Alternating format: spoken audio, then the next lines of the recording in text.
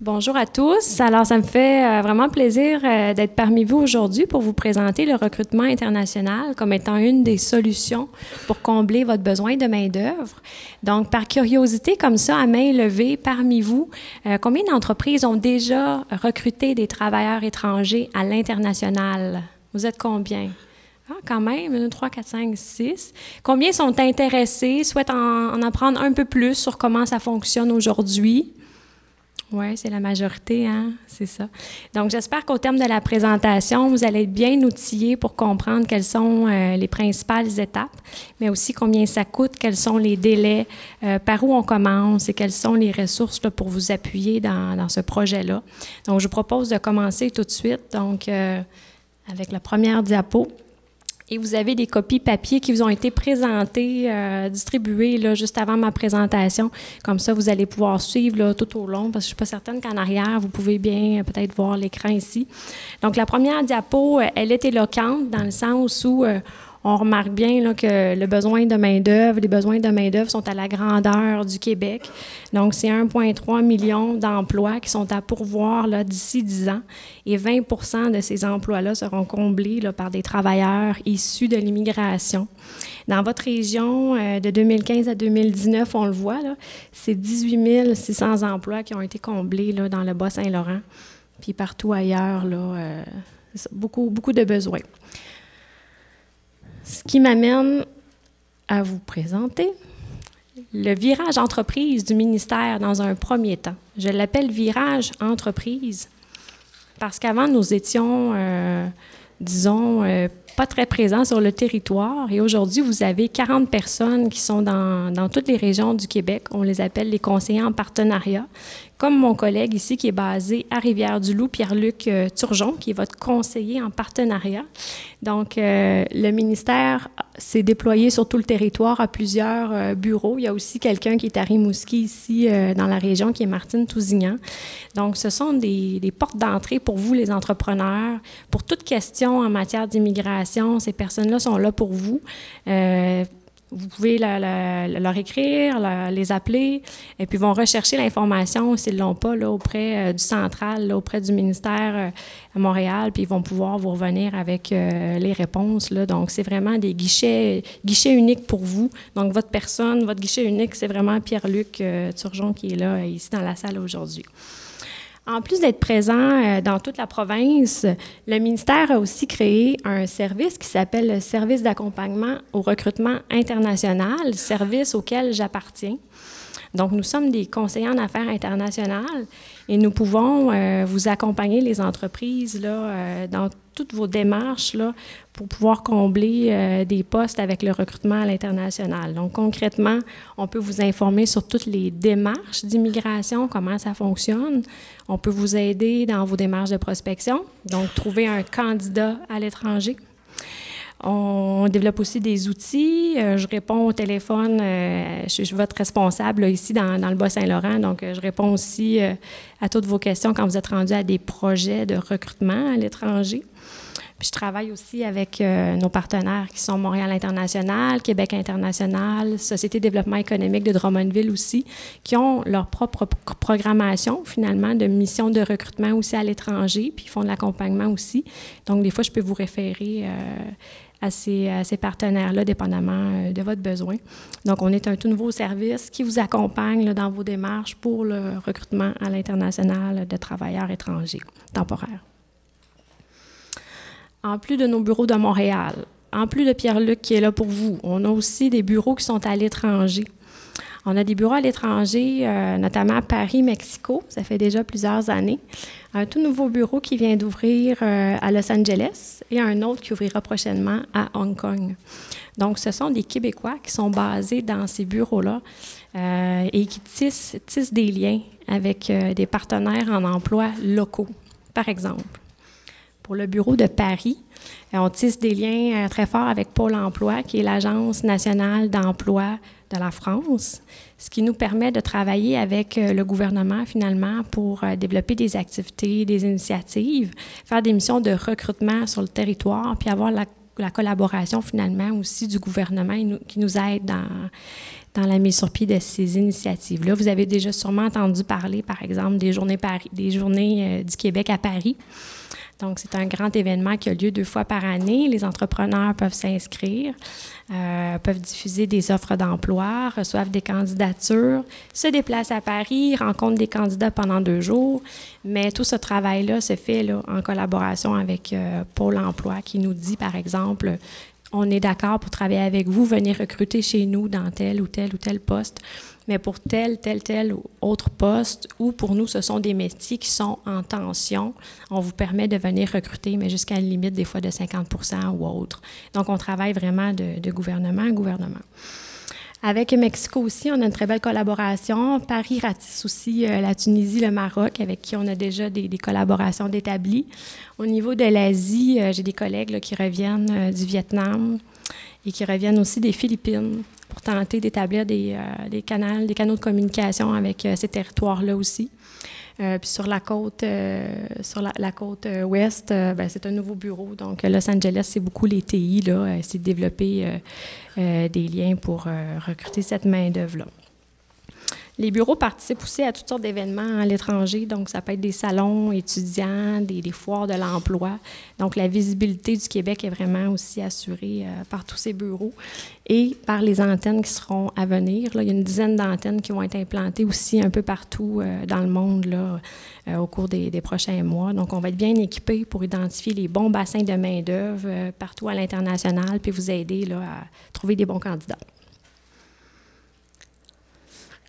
Avant de penser au recrutement international, là, je suis à la diapo 6 pour ceux qui sont en arrière. Donc, c'est très important d'avoir exploré toutes les possibilités de recrutement au Québec avant de se lancer dans cette belle aventure. Parce que ça a des coûts, il y a des délais, puis c'est pas simple non plus. Donc, votre conseiller aux entreprises de Service Québec, là, je vous dirais, c'est vraiment la première personne quand vous avez un besoin de main-d'œuvre là, à contacter. Puis si jamais vraiment vous n'arrivez pas à combler le besoin à l'interne, bien là, puis vous êtes rendu au recrutement international, là, ça va être Pierre-Luc ici qui va commencer à vous accompagner dans ça. Puis après, s'il y a véritablement un projet ou des démarches à faire avec l'international, il va me passer la balle, comme on dit. Puis moi, je vais travailler avec vous là, pour que vous identifiez votre candidat, puis je vais vous accompagner dans les démarches. Il faut savoir aussi, puis ça, je dois malheureusement le rappeler à chacune de mes présentations, savoir que les conditions de travail et que le salaire offert à votre travailleur étranger temporaire doit être conforme aux normes québécoises. Il faut savoir aussi, avant de se lancer dans le recrutement international, que l'immigration, c'est une responsabilité qui est partagée. Donc, Québec-Canada, en vertu de l'accord Canada-Québec, qui confère des responsabilités au Québec en matière de planification, donc la détermination des seuils d'immigration, de la sélection et de l'intégration. Par la sélection, vous avez sûrement déjà entendu que le Québec émet le certificat d'acceptation du Québec ou le certificat de sélection du Québec, donc le CAQ ou le CSQ. Donc ça relève de notre prérogative au Québec. Finalement, c'est le gouvernement fédéral qui a la responsabilité exclusive d'accorder le statut légal aux ressortissants étrangers, donc le permis de travail. Donc, à la toute fin, c'est toujours le fédéral qui autorise la venue de la personne en sol québécois. Avant d'entrer dans les démarches d'immigration, les programmes bien importants, aujourd'hui, je vais vous parler du temporaire, des travailleurs étrangers temporaires. Donc, peut-être vous connaissez les travailleurs qualifiés, les gens d'affaires, les réunifications familiales, les réfugiés, tout ça, on parle d'immigration qui est permanente. Moi, je vais vous parler d'immigration qui est temporaire. Donc, temporaire, c'est les travailleurs temporaires ou les étudiants étrangers qui sont aussi au Québec temporairement. Quand je dis temporairement, c'est de 31 jours à 3 ans. Donc, on va parler aujourd'hui des travailleurs temporaires. 3 phases au recrutement international. La phase d'attraction, d'immigration, d'accueil et d'intégration. Donc, au début, vous avez un besoin de main-d'œuvre qui ne peut pas être comblé localement. Donc, on passe à la sphère attraction. Prospection-attraction. Pour ensuite faire des démarches d'immigration, ça vous prend un candidat. Donc, il faut le trouver, ce candidat-là. Comme je vous disais, nos bureaux d'immigration du Québec peuvent vous aider à trouver un candidat. On a des partenaires, Montréal International, Québec international, Société de développement économique de Drummondville, des connaissances, des fois, au sein de votre entreprise. Des fois, j'ai des appels d'entrepreneurs. « Ah, mais j'ai le cousin d'un travailleur qui aimerait venir, j'aimerais le recruter. » Parfait, on peut regarder ce qui est possible de faire.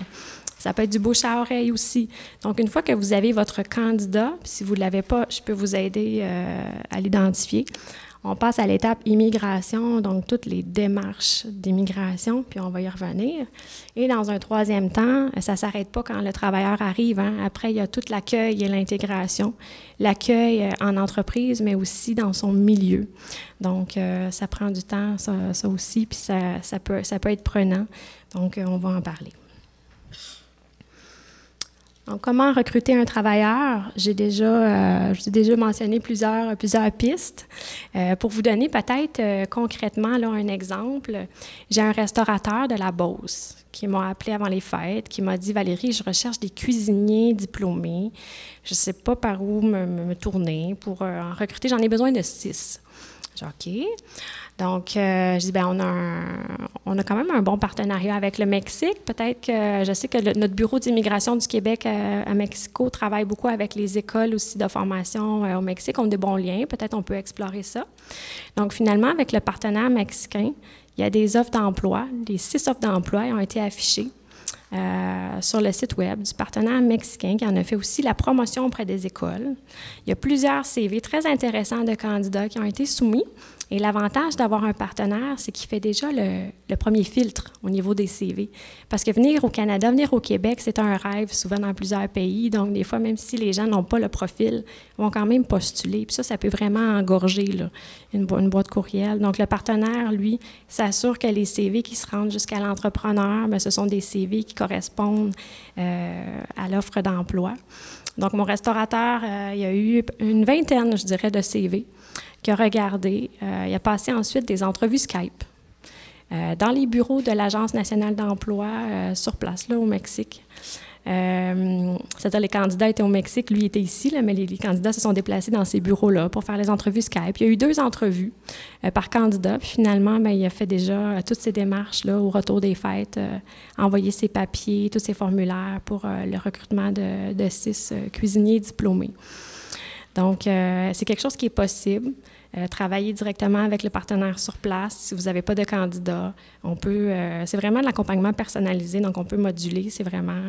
Puis ça, bien, ça va être en passant par Pierre-Luc que vous allez pouvoir avoir accès à ces services-là. Prochaine diapo, qui peut sembler très, très étourdissante, mais je vais vous l'expliquer simplement. Vous allez voir, l'idée, c'était de tout mettre sur une même diapo. Donc, vous avez complètement sur la gauche la voie permanente. La voie permanente, je vous ai dit qu'aujourd'hui, on allait parler de la voie temporaire. Mais la voie permanente, c'est important que je vous la présente à la toute fin de la présentation parce que vos besoins de main-d'œuvre, souvent, ce sont des besoins permanents. Donc, vous aimeriez ça que vos travailleurs temporaires deviennent permanents. Donc, je vais vous présenter 2 programmes à la toute fin de la présentation pour permettre à vos travailleurs de devenir résidents permanents.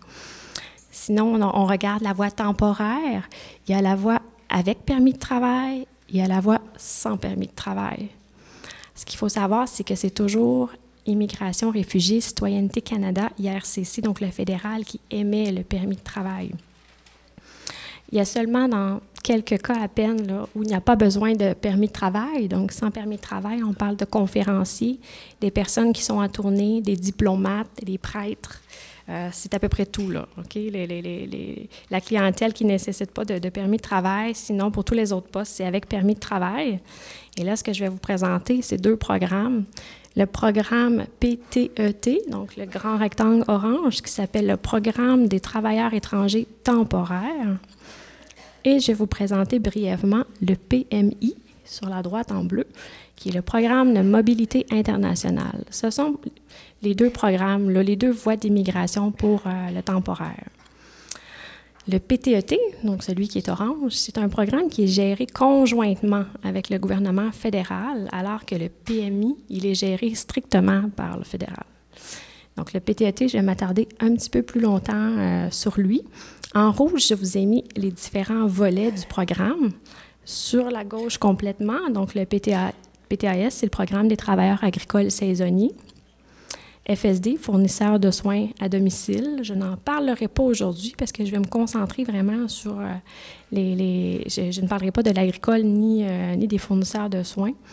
Je vais vous parler du volet de traitement simplifié, du traitement régulier, puis du volet des talents mondiaux en rouge.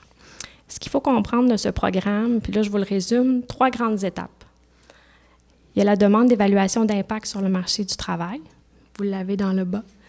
Donc, c'est un formulaire de Service Canada, de développement économique Canada, à compléter. Ce formulaire-là, vous allez décrire un peu vos efforts d'affichage, votre offre d'emploi. Vous allez démontrer aussi la rareté de la main-d'œuvre.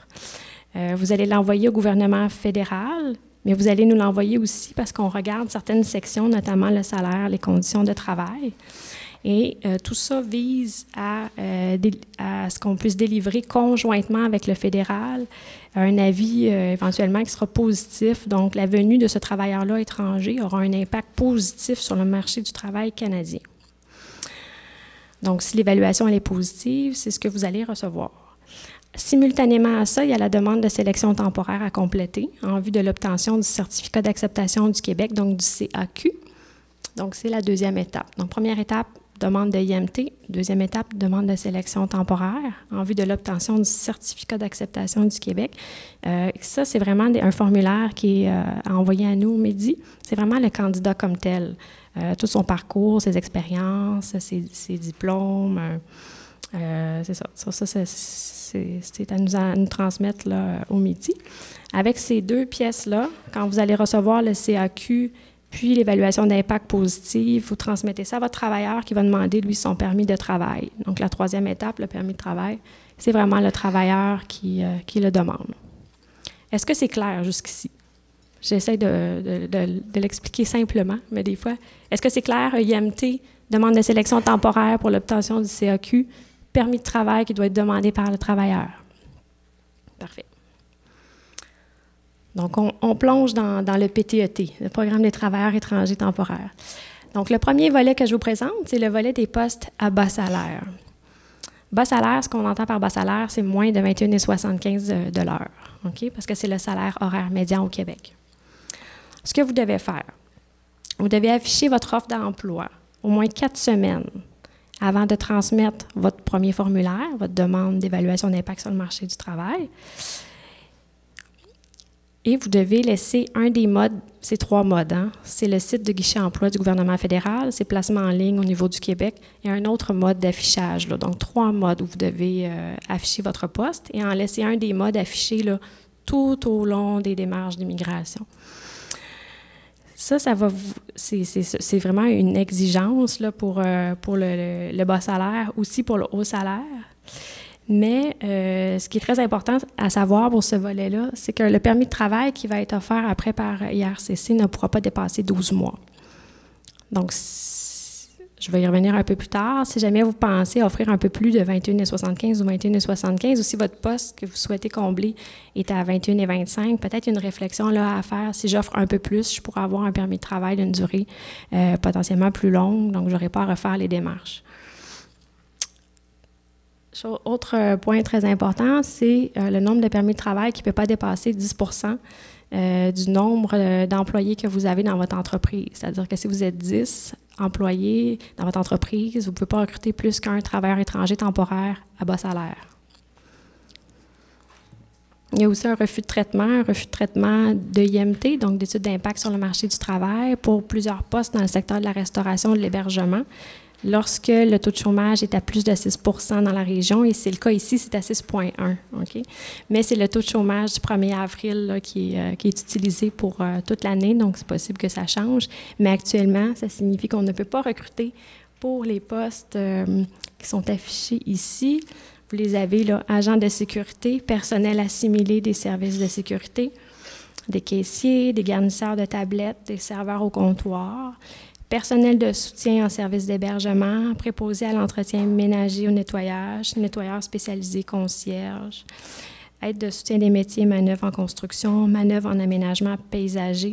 Donc, pour tous ces postes-là, Ça ne sert à rien de compléter le premier formulaire de IMT hein, parce que ça va être refusé un refus de traitement. Donc, il faut vraiment voir avec Service Québec comment combler le besoin localement.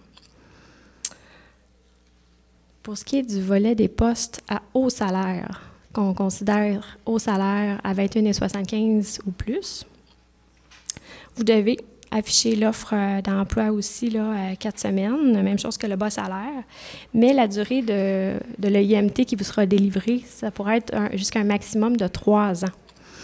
Donc ça peut être intéressant, parce que ce qu'il faut penser, c'est qu'après, c'est du temporaire, donc il y a une durée dans le temps. Quand le permis est expiré, il faut refaire la démarche. Puis c'est encore des délais, c'est encore des coûts. On va y venir plus loin. L'employeur doit démontrer qu'il prend des mesures pour réduire le recours aux travailleurs étrangers temporaires. Donc, dans votre formulaire, vous allez voir qu'on va vous poser des questions. C'est comment vous allez faire après 2 ou 3 ans pour combler le poste à l'interne au Québec. Donc, vous allez présenter aussi un plan de transition. Par exemple, est-ce que votre travailleur que vous allez recruter à l'international va aider à former d'autres travailleurs au sein de votre entreprise. Donc, vous allez pouvoir continuer après 2-3 ans juste avec les travailleurs que vous avez dans votre entreprise sans avoir recours aux travailleurs étrangers temporaires. Et là, j'arrive au traitement simplifié. 3e volet. Il existe une liste, elle est sur notre site Internet, de professions qui sont admissibles au traitement simplifié. Ce qu'on entend par traitement simplifié, c'est-à-dire qu'il n'y a pas le 4 semaines au départ d'affichage à faire. C'est-à-dire qu'avec le fédéral, on s'entend pour dire que ces professions-là, il y a effectivement une rareté de la main-d'œuvre. Donc, on n'a pas besoin de démontrer les preuves d'affichage. Vous pourriez directement, en sortant d'ici, dire, bon, le poste que je recherche est sur la liste. Je débute tout de suite mon formulaire d'évaluation d'impact sur le marché du travail. Je n'ai pas besoin de démontrer mes 28 jours d'affichage. Donc, depuis la fin du mois de février, cette liste-là, elle est ventilée par région. Donc, vous en avez une pour le Bas-Saint-Laurent aussi, là. Donc, ça peut être tant des cuisiniers que des manœuvres. Il y a une série de postes, là, puis je l'ai avec moi aussi, vous pourriez venir voir, là. Donc, on n'a pas besoin de démontrer les efforts d'affichage. Puis même si le salaire que vous allez offrir est inférieur à 21,75, c'est quand même considéré comme étant des postes, tout le traitement du dossier va être considéré comme étant du haut salaire. Donc, le permis de travail qui sera émis, là, votre IMT, la durée de l'IMT pourra être de 2 à 3 ans aussi, donc ça peut être intéressant. Là, j'arrive au volet des talents mondiaux, qui est un autre volet du programme des travailleurs étrangers temporaires. Le volet des talents mondiaux, il existe la catégorie A et la catégorie B. La catégorie A, c'est lorsque vous êtes une entreprise très, très innovante et que là, vous avez identifié à l'étranger un super candidat, là. C'est comme une sommité dans son domaine, il est courtisé de partout, puis ça vous le prend rapidement. Donc, si c'est le cas, il faut contacter Investissement Québec Montréal International, l'Association québécoise des technologies ou Québec International, là, qui va venir en quelque sorte appuyer votre demande, OK? Quand elle nous sera présentée. Donc, on parle ici vraiment de talents exceptionnels, là, et il y a un délai de traitement de dossier pour ces personnes-là de 10 jours ouvrables. Donc, le IMT, l'évaluation d'impact sur le marché du travail, ainsi que l'émission du CAQ se fait en 10 jours ouvrables pour vous permettre à ce candidat-là de demander ensuite son permis de travail auprès de IRCC et il y a un délai de 20 jours. Tout est en accéléré pour que cette personne-là puisse venir au Québec rapidement. Catégorie B, volet des talents mondiaux. C'est une liste de professions exigeant des talents mondiaux. Donc, c'est surtout une liste dans les technologies de l'information, les communications, développeurs web. C'est ça, beaucoup de postes en TI. La liste est aussi disponible sur notre site Internet, puis je vous ai mis le lien aussi. Donc, c'est aussi 10 jours ouvrables de traitement pour ces dossiers-là. Donc, c'est non négligeable. Puis vous allez voir sur la liste traitement simplifié que j'ai présentée avant brièvement, il y a aussi une petite case là, sur la droite qui s'appelle VTM, volet talents mondiaux. Donc, vous pouvez aussi voir là, lesquels font partie des talents mondiaux. Donc, c'est ce qui fait le tour pour le programme des travailleurs étrangers temporaires. C'est vraiment une introduction, mais je ne voulais pas passer à côté de vous présenter comment on détermine le salaire à offrir pour un travailleur étranger temporaire, parce que souvent, il y a des dossiers qui sont refusés sur cet aspect-là. Donc, je ne sais pas si vous êtes familier avec la classification nationale des professions. Donc, toutes les professions sont répertoriées dans une classification et elles ont un code, donc un code de 4 chiffres. Et Service Québec développe là, chaque année un guide de méthodologie des salaires par rapport à ces codes-là. Donc, il y a un salaire pour chaque code de profession. Et c'est très important quand on recrute à l'international, le salaire que vous allez avoir à offrir là, à votre travailleur, il faut que ça concorde au salaire qui est à l'intérieur des fourchettes pour ce code de profession-là donné. Par exemple, si on prend dans la diapo le code CNP 9418, qui est le premier code que vous avez là, dans l'exemple, c'est un opérateur de machines à travailler les métaux légers. Donc, si c'est un candidat qui a 0-2 ans d'expérience, il va falloir le payer entre 16 et 17,99 de l'heure. Si le candidat que vous recherchez doit avoir entre 2 ans et 9 ans d'expérience, alors c'est 18 à 19,99. Si vous cherchez quelqu'un de très expérimenté, donc plus de 9 ans d'expérience et plus, c'est le troisième quartile qui s'applique, donc entre 20 $ et 21,99. Si dans votre offre d'emploi, vous avez indiqué que c'était quelqu'un avec 3 ans d'expérience, donc vous devez vous situer dans la médiane, là, entre 18 $ et 19,99. Si vous ne l'êtes pas, votre dossier va être refusé. Okay? Il faut vraiment que ce soit à l'intérieur de cette fourchette-là, à moins que vos salaires soient conventionnés, auquel cas c'est la convention qui a priorité sur les fourchettes de salaire. Ça m'amène à l'autre diapo, que je trouve très intéressante, parce que vous allez comprendre comment on évalue les dossiers, puis toute la logique derrière le programme aussi. Donc, vous avez un besoin dans l'entreprise, un besoin de main-d'œuvre. Donc, ça, c'est le cercle qui est orange. Ce besoin-là, vous allez le traduire dans une offre d'emploi que vous allez faire. Donc, la durée du poste, le salaire, les conditions de travail, les tâches à effectuer. Il faut que tout ça, par exemple le salaire, ça corresponde à ce que je vous ai expliqué au niveau du salaire. La durée, bien ça, finalement, ça va être la durée, si jamais vous devez aller à l'étranger, tu sais, du permis de travail que pour obtenir votre travailleur étranger temporaire. Donc, votre offre d'emploi, la façon dont vous allez la libeller, là, elle est très importante. Et le cercle jaune au-dessus, c'est le CNP relié, donc le Code de classification nationale des professions qui est relié à votre besoin. Parce que toute la logique est basée sur le code CNP.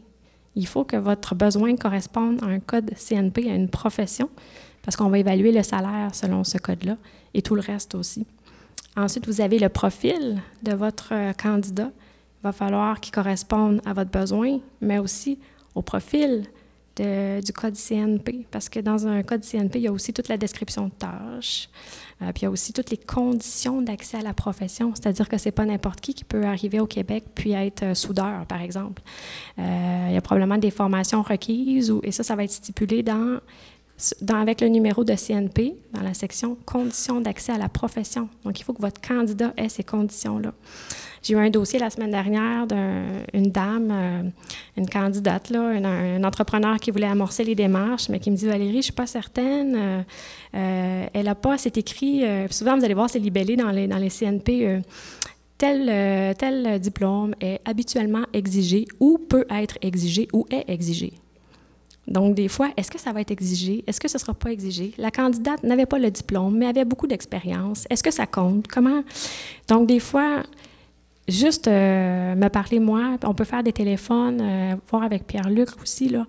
On fait des téléphones à l'interne, puis on demande, quand le dossier va arriver chez vous, là, va être évalué, est-ce que ce sera exigé ou peut-être exigé? Ou si la candidate a beaucoup d'expérience, ça passe-tu? Le dossier passe-tu? Donc, on peut faire ces vérifications-là aussi. Puis finalement, dans le cas de la candidate, comme elle avait beaucoup d'expérience, puis qu'on me disait que pour ce code-là, CNP, ce n'était pas exigé habituellement, bien, c'est correct, il a pu déposer sa demande pour le programme des travailleurs étrangers temporaires. Donc, le profil de votre candidat est important. Puis après ça, vous avez les démarches de IMT, de CAQ, puis après l'obtention du permis de travail. Mais il faut toujours penser à une cohérence. Puis si jamais vous affichez votre poste puis que vous changez le salaire en cours de route parce que vous dites « Ah, mais j'ai pas réussi à combler mon poste à l'interne, bien d'abord, je vais aller en recrutement international puis je vais peut-être baisser mon salaire ou je vais changer les conditions. » Ça ne fonctionne pas. Il faut toujours que ce soit pareil, là, très cohérent là, du début jusqu'à la fin du processus. Il ne faut pas qu'il y ait de changement. En termes de délai, c'est très important de savoir que du dépôt d'une demande d'évaluation d'impact sur le marché du travail au fédéral jusqu'à l'arrivée de votre candidat, s'écoule entre 6 à 8 mois. Okay? Donc, ce sont des délais qui sont quand même importants. Donc, il faut vraiment travailler sur prévoir le besoin de main-d'œuvre à long terme. Là, on a mis ici la prospection, l'attraction, 1 à 4 mois pour trouver le candidat. Immigration, l'évaluation de l'EIMT, l'émission du certificat d'acceptation du Québec, 4 à 5 mois. Un permis de travail, c'est 6 à 8 semaines auprès d'IRCC. Puis ensuite, l'accueil, la francisation, l'intégration, c'est vraiment 4 semaines et plus. Là, ça peut prendre du temps. Combien ça coûte, le recrutement international? Avant de s'embarquer dans ça, c'est important de savoir que c'est 1 398 $ que ça coûte à un entrepreneur, OK, par candidat. C'est 1 398 $, c'est-à-dire 1 000 $ de frais de traitement pour votre premier formulaire d'évaluation d'impact sur le marché du travail. Donc, le fédéral va vous exiger 1 000 $ par poste. On le regarde aussi de notre côté. Donc, c'est 199 $ au midi. Ensuite, vous avez votre deuxième formulaire, le formulaire de demande de sélection temporaire pour l'obtention du CAQ. C'est 199 $ pour le midi, pour un grand total de 1 398 $. Ensuite de ça, troisième étape étant le permis de travail. Ça, c'est assumé par le travailleur. Donc, c'est 155 $ par personne auprès d'IRCC. Il ne faut pas non plus négliger pour tout ce qui est bas salaire, donc moins de 21,75 $ de l'heure. L'employeur est tenu de payer le billet d'avion aller-retour du travailleur. Donc, c'est d'autres frais qui s'ajoutent aussi. L'employeur doit aussi s'assurer que le travailleur ait un logement convenable, donc pas trop loin du travail. Puis si jamais le travailleur doit payer son logement, ça ne doit pas être un logement qui coûte plus que 30 % de ce que le travailleur gagne. OK? Ensuite de ça, identifier un candidat, des fois, ça peut avoir un certain coût. Peut-être que vous souhaitez aller vers un consultant, peut-être que vous souhaitez, il faut tenir en compte ces coûts-là. Dans votre entreprise, aussi, la personne qui va tenir le crayon pour faire les démarches d'immigration, ça va prendre de son temps. Donc, c'est quand même des démarches qui sont coûteuses. Donc, c'est pour ça qu'il faut vraiment faire le tour du jardin, comme on dit au Québec, pour être sûr qu'on a vraiment tout fait ce qui était possible pour trouver un candidat ici avant d'aller à l'international. Je vous ai parlé du programme dans mon grand graphique étourdissant, là, orange, donc ce qui était le programme des travailleurs étrangers temporaires. Je l'ai terminé. Là, je suis rendue sur la droite, l'autre programme qui s'appelle le programme de mobilité internationale. Je vous ai dit tantôt, c'est un programme où le gouvernement du Québec, on n'intervient pas parce que c'est géré exclusivement par le fédéral, mais c'est très intéressant pour vous en tant qu'employeur de savoir que ça existe, OK?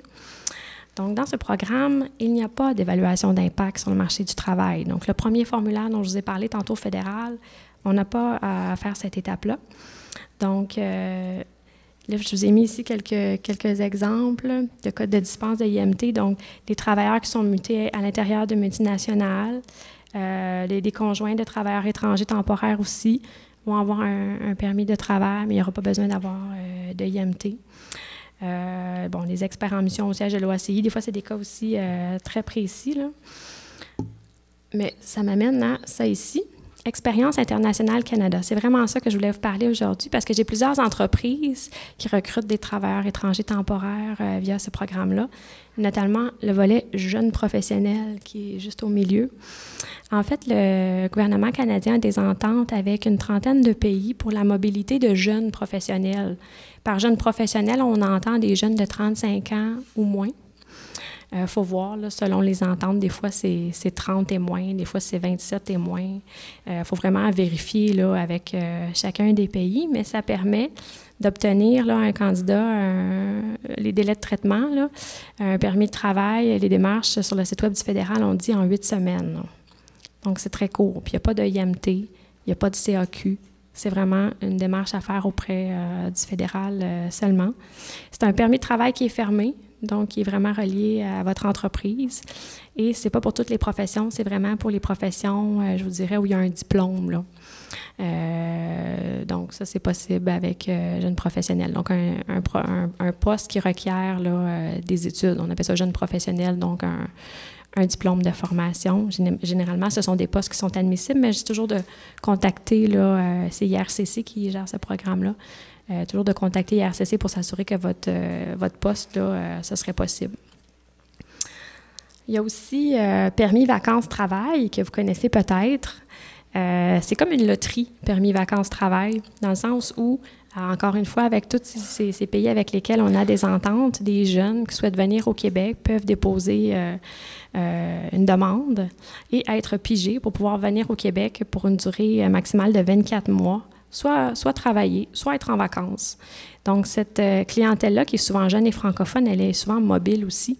Donc, je pense à des postes plus saisonniers, là. Ça pourrait être une avenue intéressante, là. Il y a des organismes qui sont en lien directement avec ces gens-là, qu'on appelle dans le jargon des PVTistes, qui sont au Québec, qui travaillent, qui sont en vacances, comme le CITIM, ça s'écrit CITIM, sont en contact avec ces jeunes-là qui, des fois, pourraient être très intéressés, je pense, à venir au Bas-Saint-Laurent pour une expérience de travail peut-être de quelques mois ou pendant l'été. Donc, ça pourrait être une clientèle intéressante. Puis le CITIM, ce site-là, offre aussi, il y a un babillard là, où vous pouvez afficher votre offre d'emploi, tout ça, puis être en contact avec cette clientèle-là. Par contre, si vous me dites, j'ai vraiment besoin d'un travailleur très prochainement, c'est pas une bonne idée parce que c'est une loterie, comme je vous dis, ce sont des gens. Il y a tellement de personnes qui souhaitent venir là, dans le cadre de ce programme-là. C'est tiré au sort, là, donc c'est pas le bon véhicule. Je vous dirais que jeune professionnel, qui est aussi une sorte de loterie, mais les quotas sont pas remplis, donc c'est plus facile. Okay? Et stage coop, ce sont des stages où des étudiants peuvent venir travailler dans des établissements. Donc, ils ont des permis fermés. Ça doit être un emploi qui est lié aussi aux études. Encore une fois, par exemple, pour les Suisses, on a 60 places pour les Suisses, étudiants suisses qui veulent venir ici au Canada. Donc, c'est possible. Les voies de l'immigration permanente, maintenant, j'ai 5 minutes, j'en parlais très brièvement. Donc, vos travailleurs, souvent, vous avez un besoin qui est permanent, donc vous souhaitez les garder après.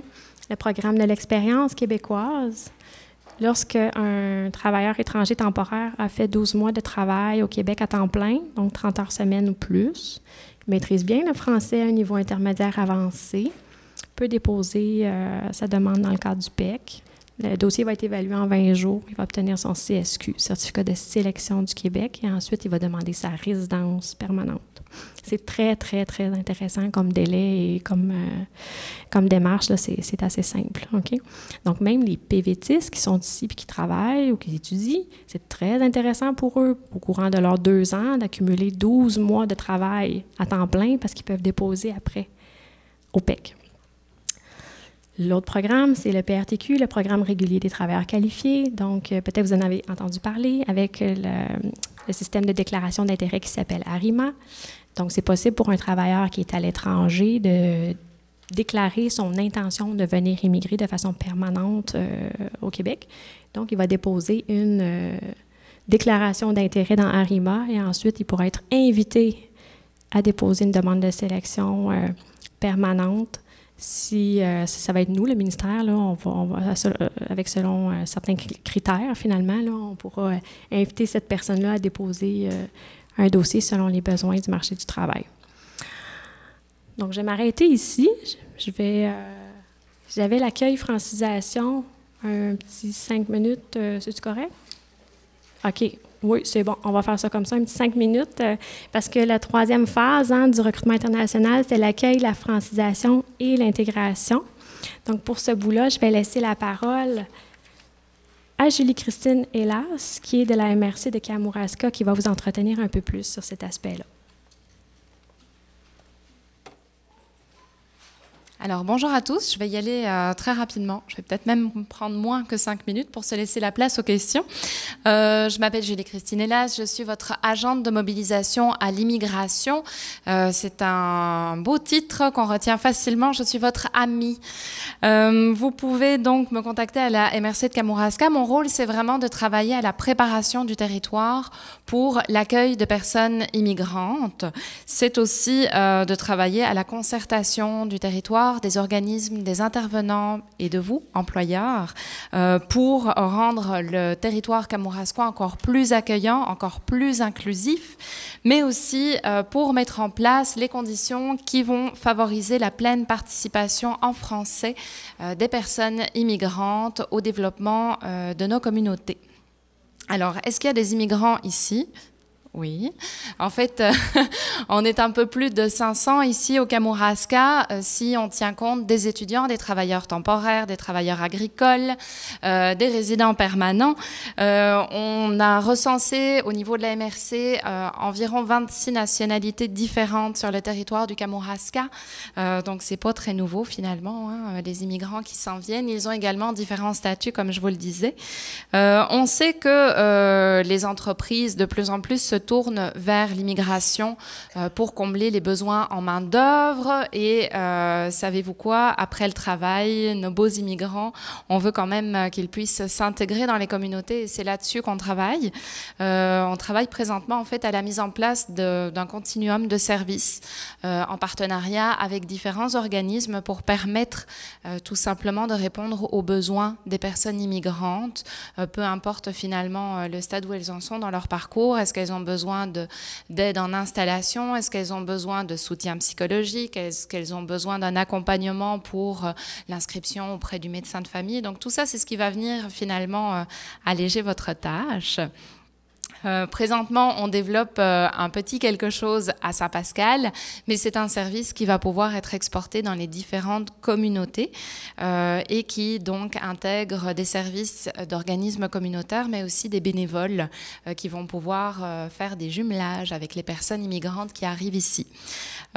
Pourquoi c'est important? Tout simplement parce que les personnes immigrantes ont des besoins, comme n'importe quel Québécois finalement qui arrive ici au Kamouraska et qui ne connaît pas vraiment la communauté, qui ne connaît pas non plus le fonctionnement, puis des besoins un petit peu plus particuliers. Imaginez-vous vous transporter dans un pays étranger avec pour seul bagage 2 valises, pas de voiture et aucune connaissance. Savez-vous qu'un 4,5 non chauffé, non éclairé, dans l'esprit de certaines personnes, on se dit qu'il fait froid en hiver, puis le demi, on ne sait pas trop ce que c'est. Donc, on va essayer un peu d'expliquer tout ça et de vous alléger la tâche là-dessus. Qu'est-ce que vous, en tant qu'employeur, vous devez faire si vous pensez accueillir des personnes immigrantes? Simplement me contacter. Mon rôle, ça va être d'être la courroie de transmission entre vous et les services qui vont être mis en place. Je vais pouvoir simplement vous alléger la tâche, finalement, en activant le service, simplement en passant quelques coups de téléphone et en vous permettant justement de ne plus avoir à gérer certaines choses qui sont présentement gérées uniquement par les employeurs. J'espère pouvoir vous remettre d'ici à l'été un calendrier type qui vous permettra de dire, OK, 3 mois avant l'arrivée de mes personnes immigrantes au sein de mon entreprise, je vais pouvoir contacter l'agente de mobilisation qui va mettre en place le service autour des personnes que j'accueille. Dans la première semaine de leur arrivée, les personnes immigrantes vont recevoir un certain nombre de services, une visite du Kamouraska, par exemple, un accompagnement pour la première épicerie, plein de petites choses dont on a besoin finalement. Et je vais également pouvoir mettre en place la mobilisation de la communauté pour que les personnes immigrantes soient à la fois bien reçues dans vos entreprises, mais également dans les communautés, peu importe que ce soit Saint-Pascal, Saint-Alexandre, Saint-Pacôme, La Pocatière. Mon rôle, c'est d'activer un peu tout ça. Le but, évidemment, donc, c'est d'avoir une bonne intégration des personnes immigrantes, puisqu'une personne immigrante bien intégrée dans son entreprise, dans sa communauté, c'est une personne qui reste et ça fait en sorte que vous n'avez pas à refaire toutes les démarches administratives dont on vient de nous parler. Donc, vous êtes gagnant là-dedans et les communautés sortent gagnantes également.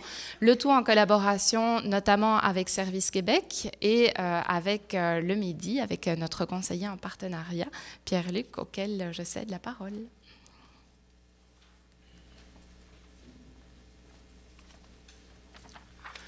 Bonjour, je vais faire ça très rapidement pour vous permettre de poser vos questions par la suite. Moi, je voulais juste me présenter rapidement parce qu'on a parlé de moi à quelques reprises, donc vous pouvez mettre un visage sur mon nom. Je suis en poste à Rivière-du-Loup depuis un mois environ, donc dans les bureaux de Service Québec. On couvre le territoire, je couvre le territoire de Kamouraska notamment, tout le KRTB, donc Kamouraska, Rivière-du-Loup, Témiscouata, les Basques. Valérie a parlé tantôt du rôle qu'on remplit là, comme conseiller, la raison derrière le déploiement pour le ministère. Donc, sachez effectivement là, qu'on est là pour vous accompagner, pour répondre à vos demandes. J'ai laissé un peu d'informations à l'avant.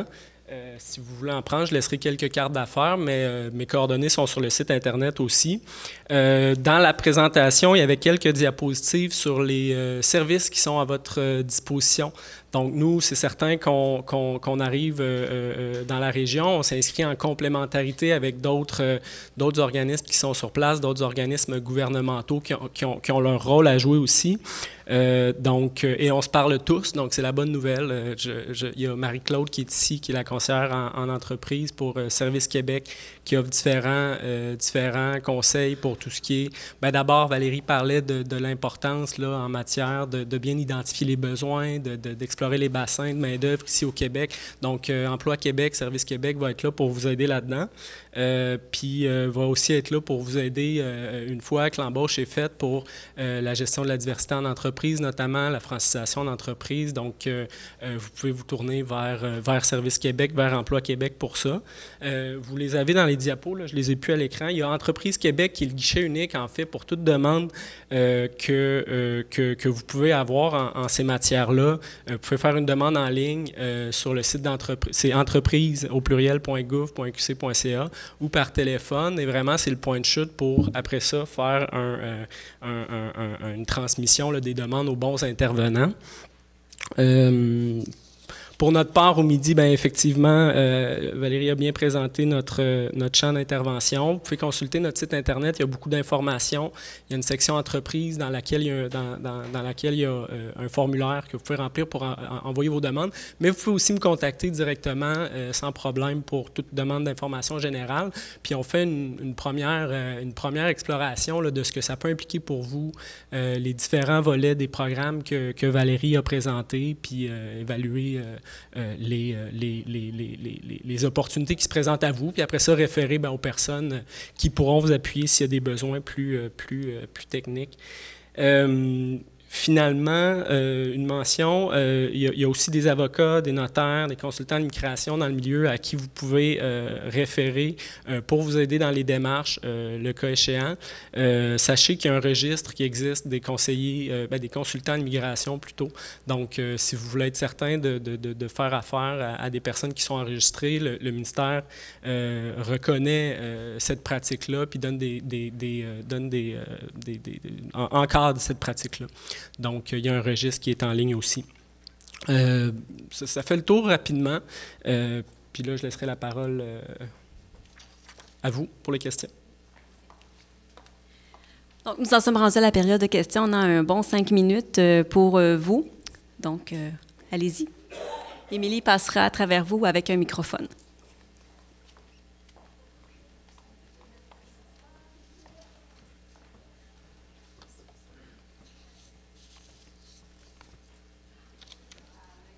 Puis là, ça se peut pas qu'il n'y ait pas de questions. Là. S'il y en avait 5 qui avaient déjà recruté, il y en avait qui y pensaient. Profitez-en, là.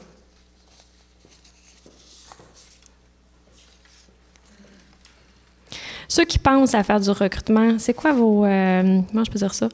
Est-ce qu'il y a des freins? Est-ce qu'il y a quelque chose à quoi vous pensez que vous vous dites j'irai pas à cause de ça? Ou quels sont des fois ceux qui ont levé la main? Oui, il y a quelqu'un en avant ici. Est-ce qu'il y a quelque chose qui bloque ou qui... Oui? Parle fort. Okay. Oui. Alors, Vous avez présenté la voie temporaire pour aller chercher des personnes, des travailleurs étrangers. Est-ce que c'est la voie la plus facile pour emmener des travailleurs ici au Québec, au Kamouraska? Et une fois qu'ils sont arrivés comme travailleurs étrangers temporaires, est-ce qu'il y a une facilité, un moyen qu'ils deviennent travailleurs permanents?